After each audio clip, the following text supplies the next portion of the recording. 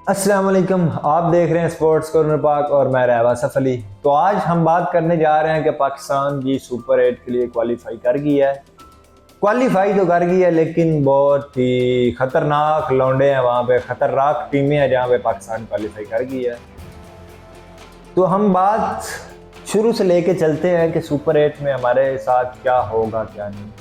तो हम यहाँ से शुरू करते हैं नमीबिया से कि इंडिया से हारने के बाद पाकिस्तानी प्लेयर्स का या शादाब खान ने जो कहा कि एक पैगाम दिया फैंस के लिए, आपके लिए एक पैगाम है, वो आप तक पहुंचा दूं मैं। सबसे पहले तो ये कि उन्होंने कहा कि रमज़ान आ गया है तो आपका काम है कि दुआ करें, हम अपनी मेहनत करेंगे, जो हमारे हिस्से में आएगा हम करेंगे, तो आप दुआ करें। ये फैंस के लिए पैगाम था शादाब खान का कि आप दुआ करें हमारे लिए, क्योंकि रमज़ान भी है तो आपकी सबसे बड़ी ड्यूटी ये हमें क्रिटिसाइज करने के लिए है ये। और उन्होंने कहा, एक साफ़ी ने सवाल किया कि कब तक हम यहाँ, तो उन्होंने कहा कि जी हम फाइनल तक यहीं, हम फाइनल खेल के जाएंगे, जीत के आएंगे। मोहम्मद नवाज ने भी यही कहा। एक अच्छी चीज़ नज़र आई प्लेयर्स के अंदर कि उन्होंने कहा कि हम जीत के जाएंगे। ये एटीट्यूड एक अच्छा एटीट्यूड था, एक कॉन्फिडेंस, ठीक है, अच्छा कॉन्फिडेंस है। लेकिन उसके साथ साथ यार सिर्फ आपको बयानात तो आप पहले बेच देते हैं, आपको कुछ मेहनत करने की, कुछ सेक्रीफाइस करने की ज़रूरत है। आप ईगो लेके या इस कॉन्फिडेंस से सिर्फ मैच जीत नहीं सकते, आपको कुछ करने की ज़रूरत, सिर्फ कॉन्फिडेंस ही काम नहीं देगा। तो सबसे पहले इंडिया का मैच तो हम हारे, उसके मैच के अंदर जो क्रिटिसाइज़ किया गया, जो हमें परफॉर्मेंस नज़र आई कि शाहीन, बाबर, शादाब तीनों को बाहर करना चाहिए, इन तीनों को और किसी को नहीं। तो हमने उसका उल्ट किया, हमने जी शाहीन को तो निकाला, बाबर को रखा, शादाब को रखा, नाफे को लाए जो एक अच्छी चीज़ है, और हमने अबरार अहमद को बाहर कर दिया जो कि बहुत ही बुरी चीज़। जो नमीबिया के खिलाफ प्लेइंग 11 थी ना, वो ये चीज़ जाहिर करती है कि पाकिस्तान डरा हुआ है, और जब डरे हुए हो ना तो आप बड़े कारनामे नहीं कर पाते यार। जब तक आप रिस्क नहीं लेंगे, डर के आगे जीत है, आप डर को पीछे नहीं छोड़ेंगे, आप जीत नहीं सकेंगे। आप डर को लेके चलेंगे तो फिर कुछ भी नहीं है यार। आपको रिस्क लेना पड़ेगा, आपको एक सूटेबल प्लेइंग 11 खिलानी पड़ेगी जो सूटेबल है। तो आप 9 नंबर तक जब ऑलराउंडर लेके जाते हैं, फ़हीम अशरफ तक, तो ये चीज़ आपका डर जाहिर करती है कि बाबर आजम को नमीबिया के खिलाफ आपने जब नहीं खिलाया, आपने भेजा नहीं है खेलने के लिए, तो ये एक डर सिर्फ जाहिर करता है कि बाबर आजम को सिर्फ हमने इसलिए रखा कि हम ऊपर से कभी ना कभी कोलैप्स कर जाएंगे। कप्तान को खुद पे इतना भरोसा नहीं है, अपने जो है ना, जो ओपनर्स हैं उस पर भरोसा नहीं है कि वो अच्छा हर मैच में अच्छा, वो कोलैप्स कर जाएंगे। कप्तान को ये डर, जब ये डर होता है ना तो तब आपने कुछ नहीं करना यार।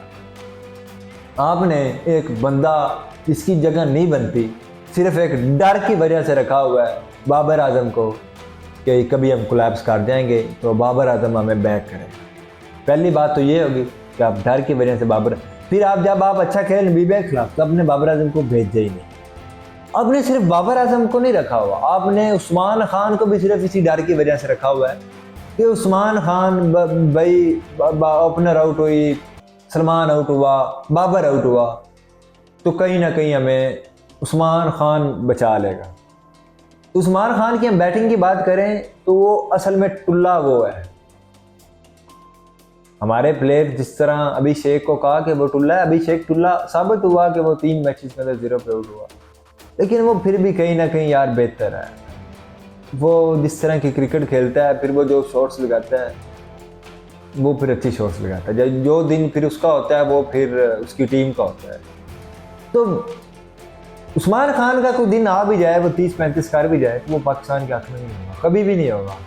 आप आजमा लीजिएगा, इंडिया के खिलाफ वो 44 करके गया है तो भाई फिर वो मैच जितवा के जाता ना। अभिषेक अब वहाँ पे अकेले खड़े हुए थे, ईशान किशन, और कोई उनका बड़ा नहीं खेला।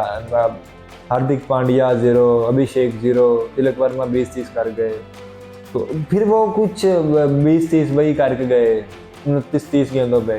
सूर्या कुमारी सिर्फ एक प्लेयर खेला, तो ये फिर जिम्मेदारी थी उस्मान खान की को मैच जितवा के जाए, लेकिन वो ऐसा नहीं कर, वो इस काबिल ही नहीं है यार, वो इस टेम्परामेंट का प्लेयर नहीं है। तो खैर हमने वो भी रखा हुआ डर की वजह से, तो फिर हमने एंड पे फ़हीम अशरफ को भी रखा हुआ है इसी डर की वजह से। हम उसको ओवर्स नहीं देते। नमीबिया के खिलाफ हमने 2 ओवर दिए, उसने 16 रन खाए, तो हम उसको ओवर्स नहीं देते, सिर्फ ये डर कि हम कभी ना कभी फंसेंगे एंड पे मेरा दरकार होंगे, क्योंकि हम स्लो खेलते हैं। हमने बाबर आजम जैसे प्लेयर को रखा हुआ, तो हमें हम खैर ये प्लेइंग 11 तो नबीबिया खिलाफ आपको काम देगी। नबीबिया के जो कैप्टनसी वो इंतहाई बुरी की, उन्होंने आपको टफ टाइम नहीं दिया जिस तरह छोटी टीम दे रही थी। आपको 102 रन से आपको इजीली विंस जीत गया, तो आपने कॉन्फिडेंस भी दिखाया, बड़े बड़े बयानात भी दिया, क्लैश भी सीधा किया, आपने कहा जी हमारे लेजेंड्स गलत है, हम ठीक है। आपको इतना बूस्ट आप नबीबिया से जीत के बाद आप हो गए, तो आप इंडिया के खिलाफ जीतते तो आप पता नहीं क्या कर देते यार, पर खैर जीतना चाहिए था आपको मैच को। तो सेकेंडली आप पाकिस्तान सुपर 8 के लिए क्वालिफाई तो कर चुका है, तो जिस ग्रुप में है उस ग्रुप का अंदाज़ा आपको हो गया होगा। न्यूजीलैंड, श्रीलंका, इंग्लैंड को आप थोड़ा सा साइड पे कर दें जी, ये हमारे मुकाबले की जी, हम बराबर हैं, पलड़ा इंग्लैंड और पाकिस्तान के बराबर कर लें।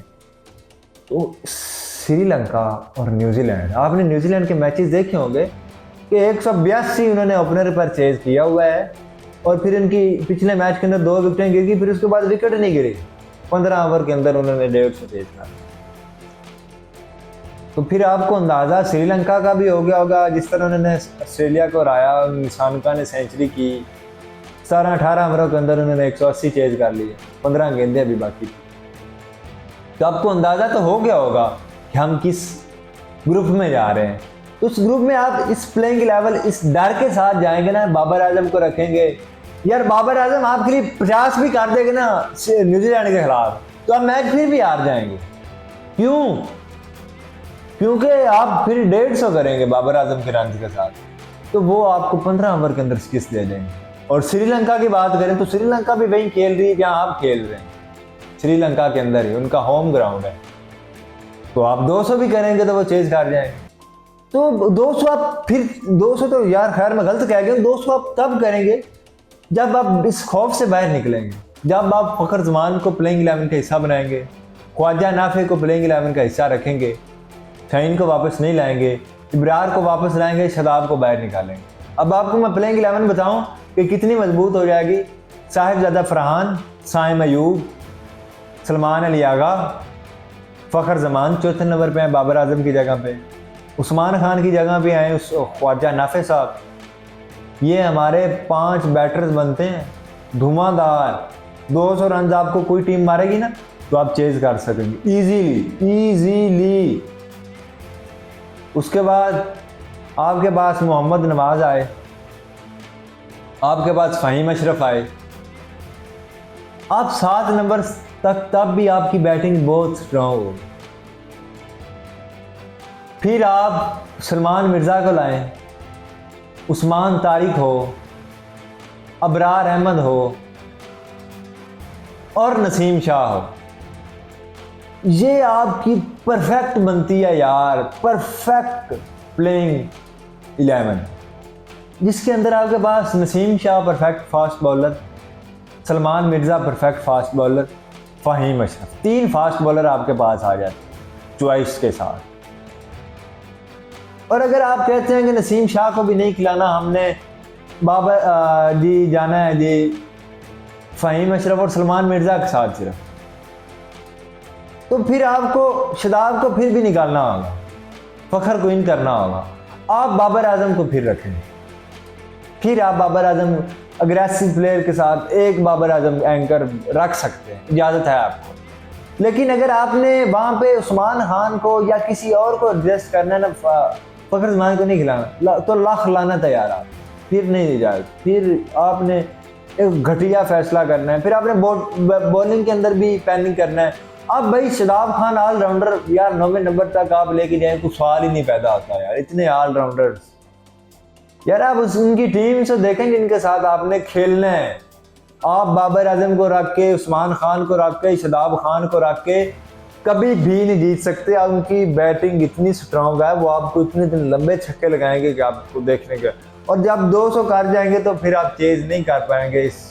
आप जब शुरू से तेज़ खेलेंगे तो मिसाल के तौर पे 200 रन आपको पड़ गए तो साहिबजादा फरहान आएंगे या साइम तेज़ खेलते हैं, जब तेज़ खेलेंगे जाहिर सी बात है आउट होंगे, सलमान तेज़ खेलते हैं, तो फिर बाबर आजम तेज़ खेल नहीं पाएगा। फिर आपके पास उस्मान खान आएगा, वो भी नहीं खेलेगा, तो फिर आप मैच हार जाएंगे, सीरियसली ऑन सीरियस नोट हार जाएंगे। तो आपको बाबर बड़ी चेंजेस करनी पड़ेंगी, आपको प्लेइंग 11 इस प्लेइंग 11 के साथ जाना होगा। बाबर, उस्मान खान और शादाब खान, तीनों को बाहर निकालना होगा। अब अबरार अहमद को आप नहीं बाहर निकाल सकते यार, आपको प्रॉपर वो बॉलर हैं, आप बाहर नहीं निकाल सकते। आपने पता क्या करना है, आपने नाफे को खिलाया, नाफे नहीं अच्छे खेल पाए, तो आपने घटियापन वही करना है कि आपने अबरार को वापस ले आना है और नाफे को बाहर निकाल देना है, बस। तो आप हारेंगे, ये लिख लें आज आप, इसी कम्बिनेशन के साथ आप गए ना तो आप हारेंगे। आपको बड़ी चेंजेस करनी पड़ेगी सुपर 8 के अंदर, वरना आप कुछ नहीं कर पाएंगे, आपको रिस्क लेना होगा। नाफे अच्छा टैलेंट है, आप बात करते हैं कि नाफे जो है ना कीपिंग नहीं कर पाएगा, तो सारे ज़्यादा फरहान आपके पास एक प्रॉपर कीपर है, तो आप उसको ले सकते हैं। तो खैर हम तो आपको सजेशन ही दे सकते हैं, चीखो पुकार ही कर सकते हैं, बाकी अमल करना ना करना ये आपका काम है। और उम्मीद है आप नहीं करेंगे जिस ईगो के साथ आप बैठे हुए, जिस ईगो के साथ आपके पीछे से पर्चियाँ हैं। शादाब खान ने बस खेल लिया जी नबीबिया के खिलाफ, आप तो वो निकल नहीं सकते। तो खैर देखते हैं सुपर 8 के, अगर ये कम्बिनेशन रहा तो आप नहीं जीतेंगे। और फैंस का हमारे क्या ख्याल है, शायकीन का कमेंट में बताइएगा कि क्या इस कम्बिनेशन के साथ हम जीत पाएंगे। और इसी के साथ मुझे दीजिए इजाज़त, अल्लाह हाफ़िज़। देखते रहिए स्पोर्ट्स कॉर्नर पार।